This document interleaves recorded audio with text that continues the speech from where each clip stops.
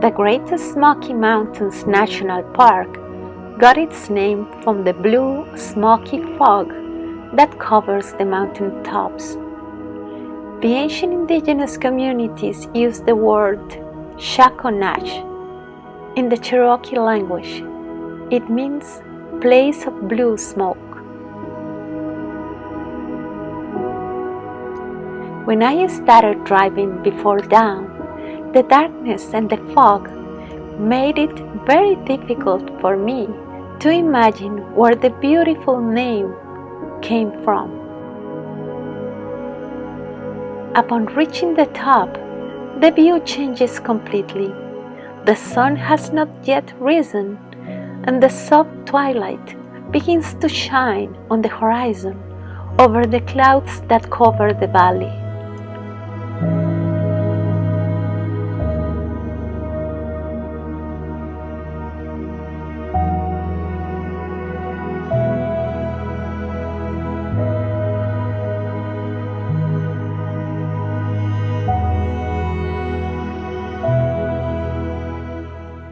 It is a magical moment that takes my breath away.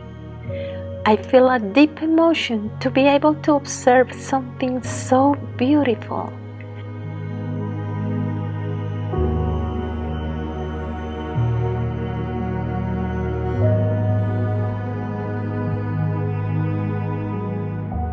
And I think that as absurd as it might seem, this happens every day and in every corner of our wonderful planet, but we just don't see it.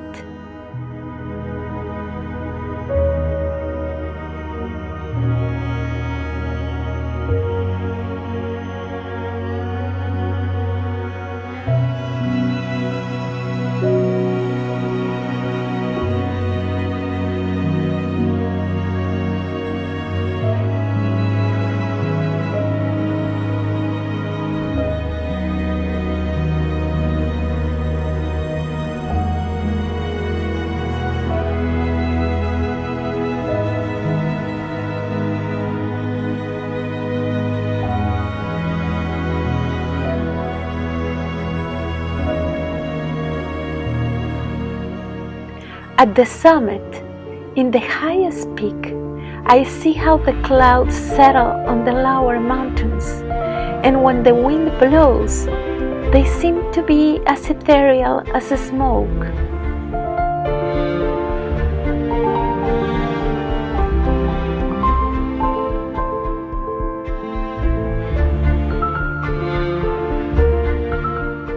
Now I understand where its name comes from.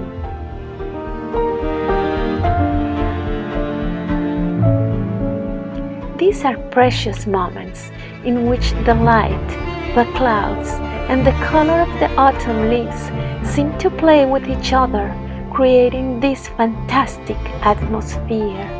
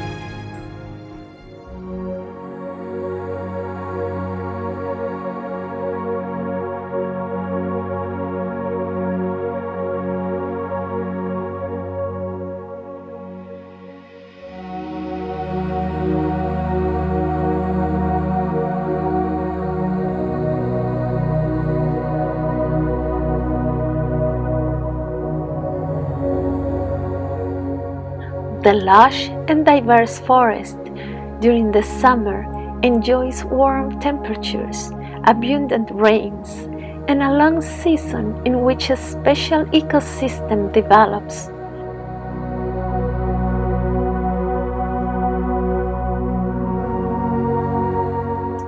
Where many varieties of trees, plants, mosses and fungi grow, and where countless species of birds and mammals live.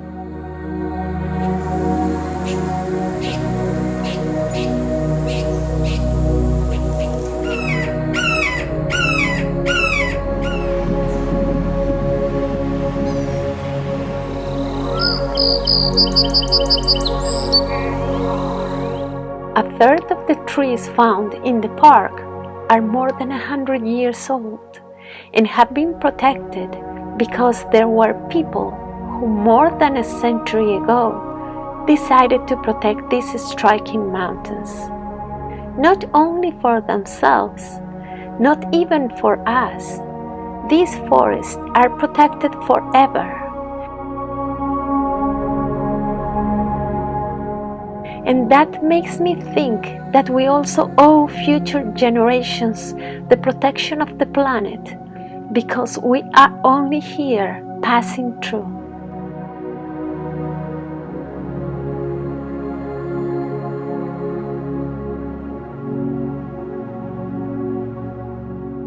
As I walked along its trails and along some stretches of the Appalachian Trail,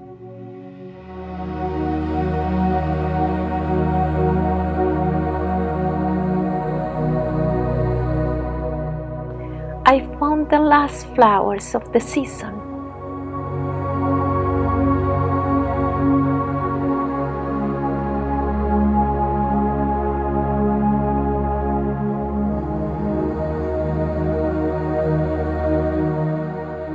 There are more wildflower species in the Smoky Mountains than in any other national park.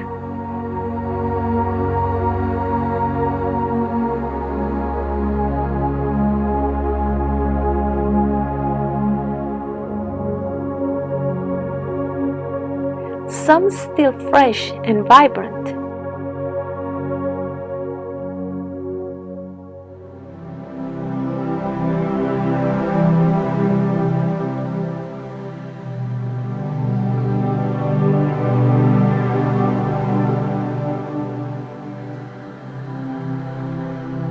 And others already completing the cycle, but spreading their seeds.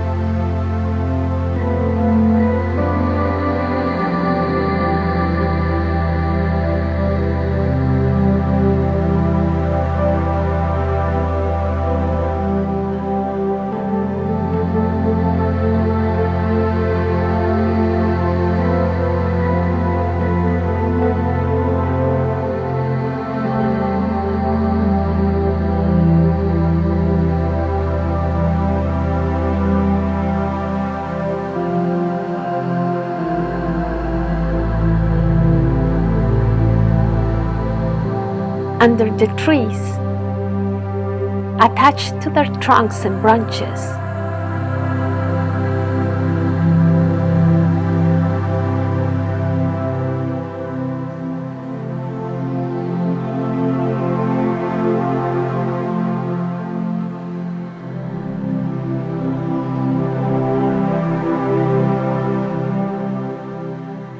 on the forest floor, and covering the rocks There are a wonderful variety of mosses, lichens, and fungi.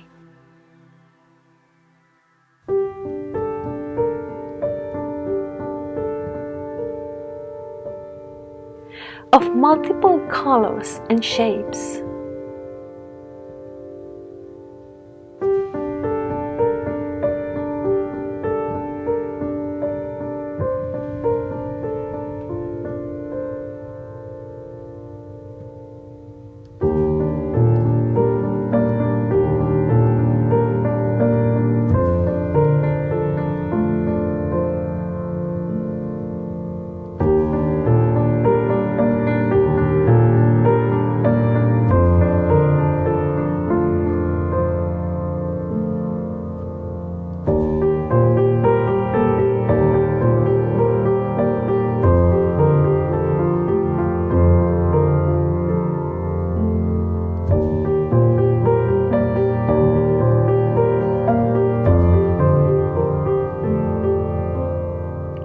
I must walk carefully so as not to spoil this garden of fantasy.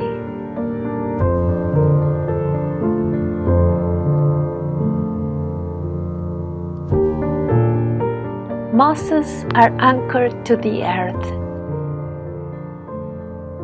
but fibers that look like tiny roots, but they do not absorb water or nutrients through them.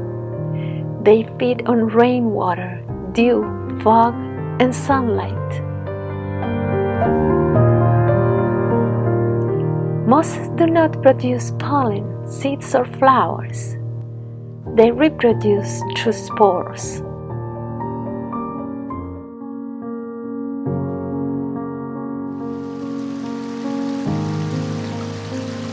As I travel through the Smoky Mountains, valleys, and rivers, the yellows, the reds, the oranges, and the fuchsias shine and are reflected on the golden waters of the rivers.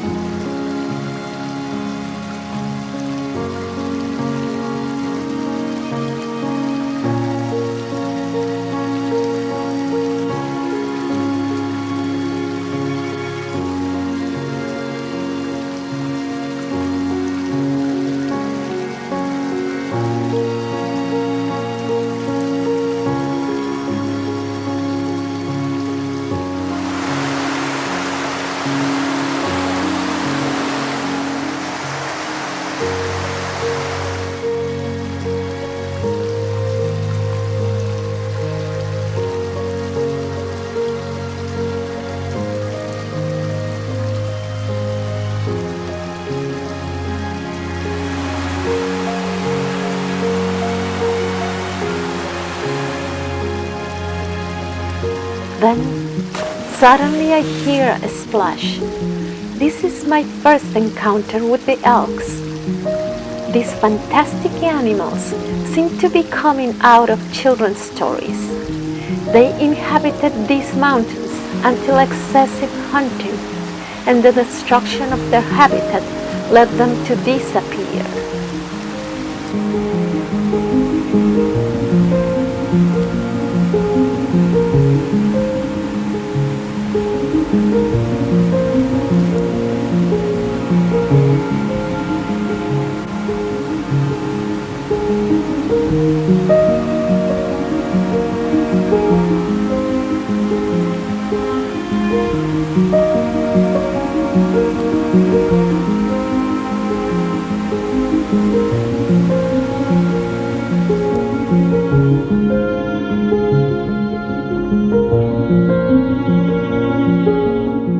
Between 2001 and 2012, more than 50 elks were brought to the park, and today the herd has more than 200 animals.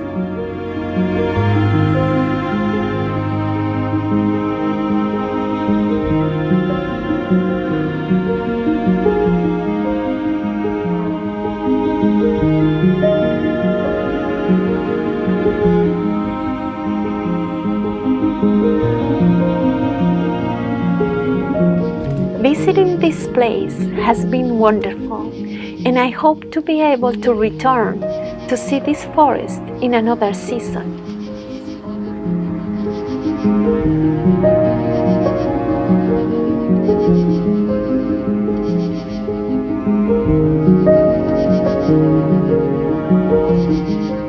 Because I know it would be a completely different experience.